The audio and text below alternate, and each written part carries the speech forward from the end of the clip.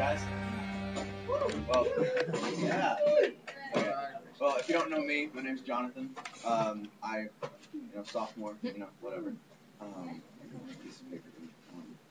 Hey, so basically today we're going to be talking about what God wants for you, and things that can happen to go along this way. I'm not. It's Diego. Oh, there's seats over there. Yeah, there's seats on the wall. All the way back.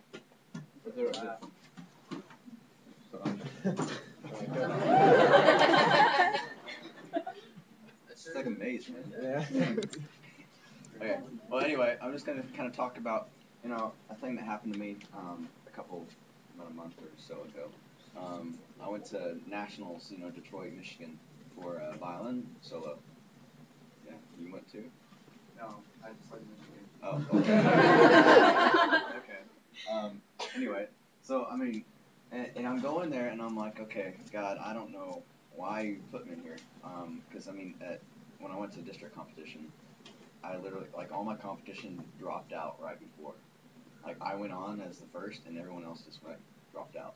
So I was like, okay, either that's a good thing, or they just that lazy. But so I was like, hey, God, why did you put me here? Obviously I'm not as good as these guys. If any of y'all know Felix Gomez, yeah, okay, y'all know that he is just probably, yeah. Okay, now imagine, 40 Felixes against me. That's possible. No, yeah. It's all those New England states. Oh. So we're going up against them, and I'm like, okay, God, why would you put me here if you knew I was going to come here to fail? Why would you put me here to a reason? Cheers. Sorry, John. Anyway, so why would you come and place me in a situation that I know I wouldn't succeed?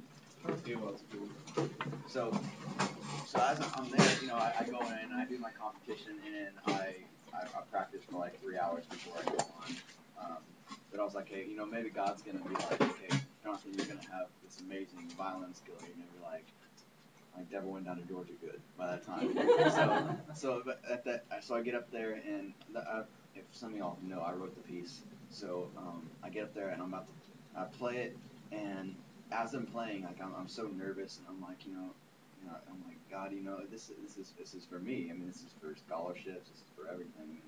You get superior rating. You get like $2,000 to, whatever, Bible college you want, pretty much.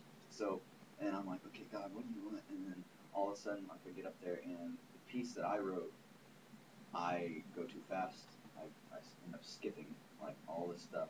So I'm like, what am I playing? I'm like, what is going on?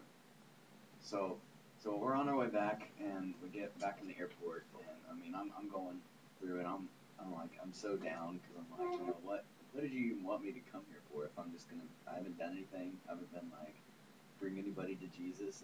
It's in Detroit, Michigan, so pretty much everybody's we actually have people approach us that are like, hey, can I have 25 cents for a sandwich? And I'm like, sandwich. And then people come up to you, and they're like, hey man, I'm not homeless, I promise. I just want $5 for the transit system. And I'm like, I just got off of that. It's like 50 cents. But I'm like, so we gave him 50 cents or whatever. That's all I had on me. I feel bad. I have to give him something. But and that city is down. It's really bad. The sidewalks to go anywhere. The sidewalks are gone. I don't know what happened. It's just someone magic trick gone wrong or something like that. Yeah. So basically, I'm in the airport, and I'm walking back, and I'm like, okay, I'm so down. I'm just gonna go get some Starbucks. And this is the Detroit airport. It's like a mile to the nearest Starbucks inside the airport. So they have these little these treadmill things, and I was like, you know what? These people must be really smart. Who comes up with this sort of thing? These old people to be able to get on this little transit system for themselves and get on. So as I'm going through, I see this old lady with her little luggage thingy. She's pulling it, and she's reading a newspaper at the same time, and she's going really slow. So I'm walking, all of a sudden she drops it. She drops her little newspaper, and she doesn't even notice. She just keeps going. she like keeps her hand out in front of her, and it gets caught in her thing, and then all of a sudden, like she's not even pulling, the wheels aren't even rolling anymore. She's just going along. It's just sliding on the newspaper, and I'm like, man, and I guess she was deaf or something like that, and she just kept going, and I'm like, ma'am, your newspaper, you're not going anywhere. She just kind of looked down, and she just kept going. So then I'm like, this guy who's on that little transit system thingy, he's like looking at me like I'm all weird, and I'm like, and during this conversation, it's just me doing all the talking, and I'm like, am I speaking something foreign or what? I mean, these people were like looking at me like I'm crazy, and then I soon realized that that's her husband, and I guess he can't walk or something like that, so he's on this little transit system, and this old lady's having to keep up with him, and because this thing's going fast, like you just like barely walking like this, and you're going like 25 miles an hour, and he's like, see ya. So this old lady, she's like not even looking down, and I'm asking, and her husband's like, just looking at me, I'm like, you're okay. And I just let her go because she wouldn't listen. So, and I get down there and I'm like, okay, I don't know what that was for.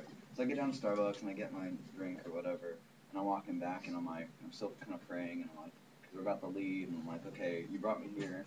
Is there anything you want me to do? Anything at all?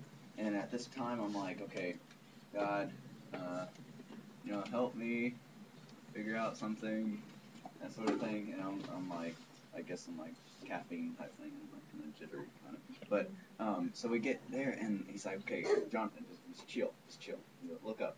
And I'm like, okay, God, I don't know what you're talking about. But he's like, look up. So I look up and I'm like looking at the gates, and then this goes to get gate, and it's like, gate 30, gate 29, 28, 27. And then so where you're expecting to see gate 26, it's gone. I'm like, what? And it goes gate 25. It's like 27, 25. And I'm thinking, okay, this is just... 25 3/4. What? 25 3/4. Yeah, pretty much. I was like, is Harry Potter around here somewhere? So I'm like, okay, God, what's up with this? This is pretty crazy. And like right where it should be, there's like this like little overhang thing, and I'm like, okay. And I'm thinking, okay, why? In hotels they don't make a 13th floor just because people are like superstitious about that sort of thing, and they won't sleep on the 13th floor. So there's still a 13th floor. They just don't call it the 13th floor. So, and I'm thinking, okay, 26, it's a multiple of 13. What? And I'm like, okay. So I'm like, I look up and there's like this little, I don't know what it is. It's like a Walgreens or something in the airport. And I'm like, because you want to fill prescriptions in the airport, obviously, because they just took away all your medicines, so you have to go get more. But anyway, so I'm like, okay, God, what is this that you want? And as I'm going, I'm like, okay, and this whole message was represented off of that. And as I'm praying, and I'm like, okay, God, it's pretty crazy. I want to show you a video. I think we might need it. Yeah, we're definitely gonna do a bigger room for the next stage for the trail run. Yeah, I just talked to Hitchcock. He said it's fine. So we're closing it. End up there next week.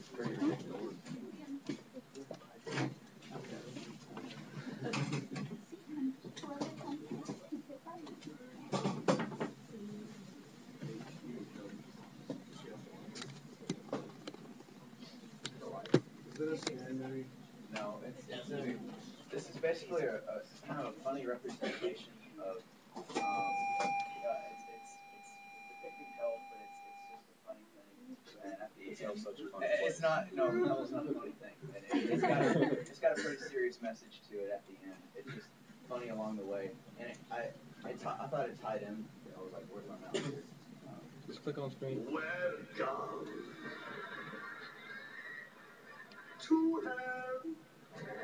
I am Lucifer, and I'm here to tell you what I like to do for a little entertainment here in my humble abode. Now, I like to bring 3 people into my lair, and we go with the biggest sins on earth. Now, they should be here in about 6 minutes and